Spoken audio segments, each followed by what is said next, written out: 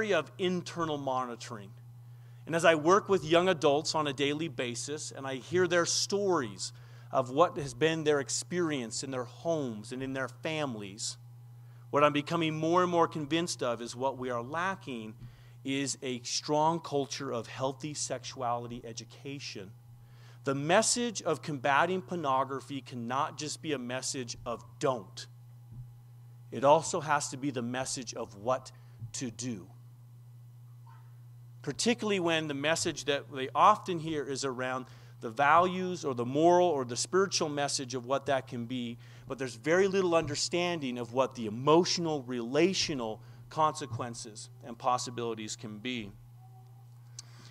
Elder M. Russell Ballard, an apostle in the Church of Jesus Christ of Latter-day Saints, counsels those of his faith, but parents everywhere, as our children grow, they need information taught by parents more directly and plainly about what is and is not appropriate. Parents need to teach children to avoid any pornographic photographs or stories. The story one's an interesting one for us to think about too. Talk to them plainly about sex, he says. Let this information come from parents in the home in an appropriate way. That's another inventory question. How well are we doing this? Unfortunately, as someone who gets to sit at the other end of the process and often talk and interview and lead class discussions on young adults, with young adults, their report is not too well.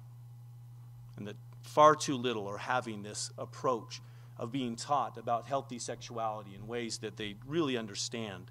Let me share with you two common metaphors of sexual purity. People all have different types of collections, right? Some people collect spoons, some people collect stamps. I collect metaphors of sexual purity. Now what those are is there's always a metaphor ingrained in how we teach young people about sex and sexuality. And those metaphors tie into how we envision the need and the motivation for purity. Two common metaphors that I've seen pop up. Let me share. And these metaphors are most apparent sometimes when we go to object lessons. And I'm amazed how much parents and youth leaders and church leaders and others, we use object lessons all the time in these lessons around sexual purity. One lesson goes like this. The youth seminary teacher holds up the wrapped cupcake to the class and says, "Who would like to eat this cupcake?" "Oh, I would. And then unwraps that cupcake and passes it around the room. And then as it makes its way back up to the hands of the seminary teacher, the teacher then asks, "Now who wants to eat the cupcake?" No, everybody touched it, right? You see where the object lesson's going? The tainted food, the unclean food. Another lesson that's sometimes used involves flowers. As class members touch the petals of the flower, it wilts. Right? The object lesson then is one also of damaged goods, things that are unclean, that are impure, trying to make this message. Now I want to make clear, people who have used these object lessons, they do so with good intent and good reasons. But as I've asked hundreds of young people now, what was the consequence of that teaching? What do you remember from that teaching? They all labeled this as a fear-based approach. I'd call these fear-based metaphors. And what happens is it discourages dialogue, and it's not talked about, because now sexuality is seen as negative.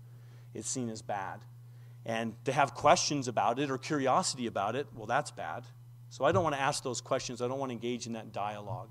Now, thankfully, we've moved away a little bit, I've seen, and for many of us, from these metaphors, although they still exist. There's a second metaphor that I see very common. Here's how the object lesson goes for this one.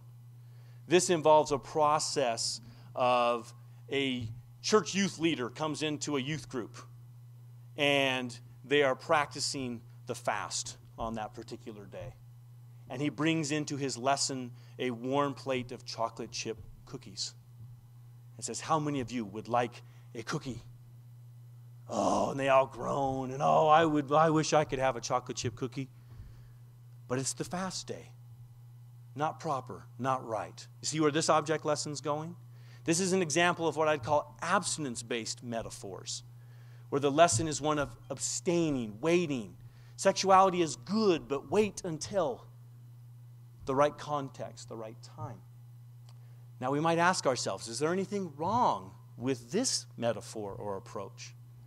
What's wrong with these metaphors is not that they're incorrect, but they're very incomplete. They portray sexuality as an individual matter. They teach chastity as an individual matter. And they also they miss the idea of this being embedded in a relationship. Because ultimately, healthy sexuality has nothing to do with gobbling up chocolate chip cookies. So the pattern misses things greatly. And in my teaching and what I'm trying to emphasize in the students I work with, and I believe we need to bring much, much more into our dialogue with our children, and it begins in our homes, and it begins from a very young age, is around a third option of what I'd call marriage-centered chastity. This is the idea, as my colleague at BYU, Terry Olson, explains, that chastity and fidelity is more than sexual abstinence before marriage and physical fidelity after marriage. This is because human sexuality is not simply a physical matter, as the world invites us to believe. Chastity and fidelity begin in the spirit, not in the body, and involve the giving of our hearts, our broken hearts, our softened hearts to our mates unequivocally. This is fundamentally different than a simple abstinence-based approach. One of the greatest examples I see of how prevalent an abstinence-only notion of chastity is how many young people in the local communities believe in a marriage finish line to chastity. That you have to just hold out until you're married. Whew, now I'm done. Good, I don't have to worry about that anymore. And we even see young people sometimes rushing their courtships to get across that finish line, deceiving themselves that somehow chastity, healthy sexuality, is just a matter of place or location. They miss what Dr. Olson here is fundamentally telling us, this chastity of the spirit, this recognition that sexuality always involves the spirit and the body. And to appreciate and understand, if we're to have healthy patterns around that, how that will function.